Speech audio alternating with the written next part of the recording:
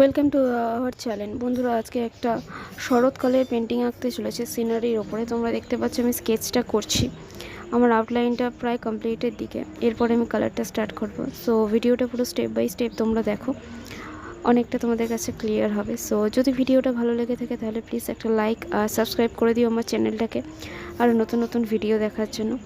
Thank you for watching this video.